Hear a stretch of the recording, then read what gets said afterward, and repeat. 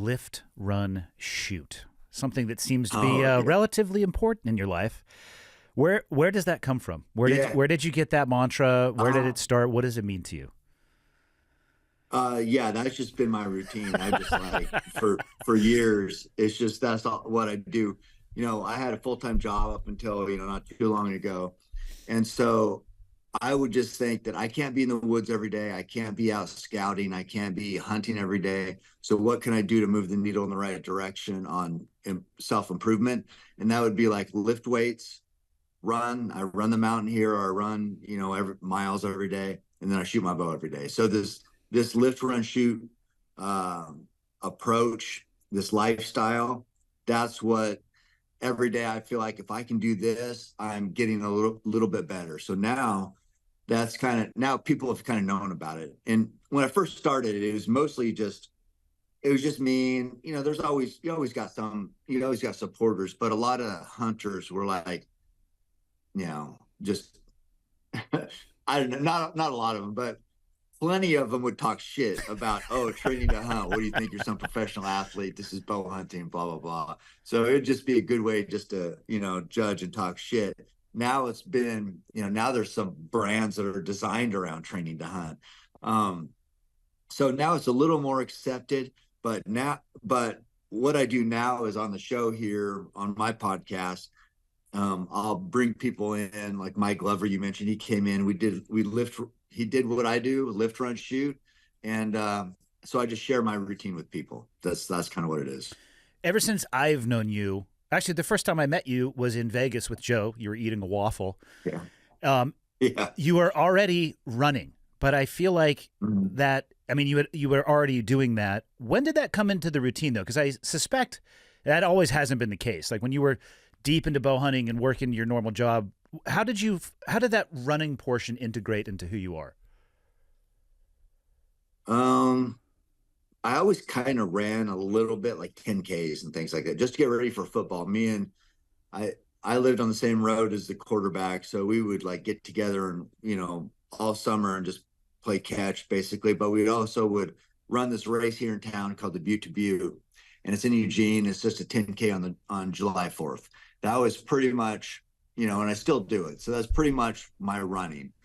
But then once I started hunting the wilderness and hunting on my own, especially in the wilderness, I was like, I think a big part of it is, being alone in the mountains, you have to be confident. And I wasn't that confident. And I felt like the harder I trained, the more I gained confidence to survive too. And not even like, oh, I'm going to survive, but just confidence in being capable of overcoming challenge. So the more I trained, the more confident I felt about overcoming challenge. And in the mountains and the wilderness by yourself, there's a lot of challenge.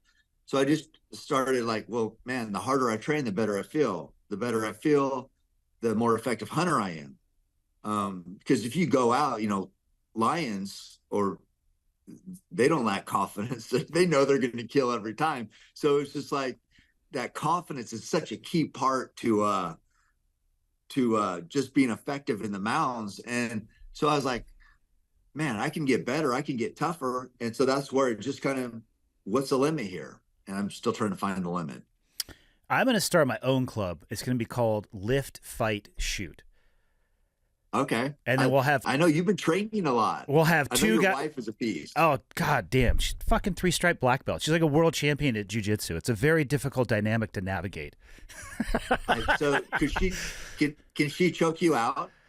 I mean, I'm not going to say it hasn't happened, Cam, but I'm not going to say it has. Okay.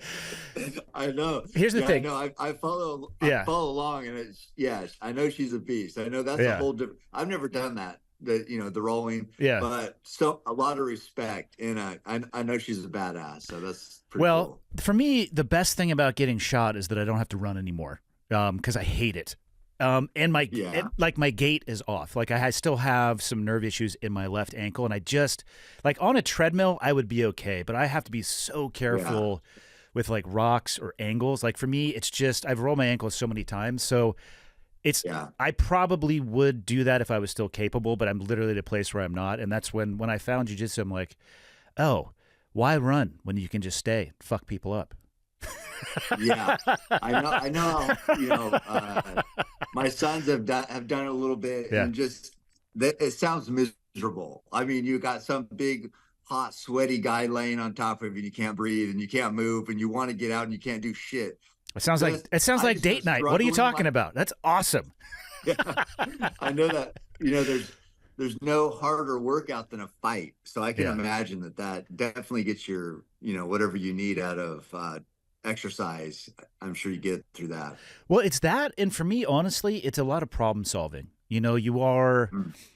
It's not, I actually don't really look at it as fighting. I mean, you're in a gym on mats with people that inside of a rule set, wearing a goofy uniform. I mean, sure, some of that stuff can apply outside of that, but what I really like is that it's a mental exercise or puzzle that you have to solve physically, because for every move you take, they'll take another one, and maybe it's the right one, maybe it's the wrong one, and maybe you were expecting them to do the right thing, but then they did the wrong thing, and it's this real time, and I like it, and it helps with problem solving. And for me, I've always had a very direct tie between physical health and emotional health. It's actually one of the toughest things of the surgery I could barely walk for the first few days. And then I stood up the first day with like the fresh staples, and I coughed. I was like, that's it.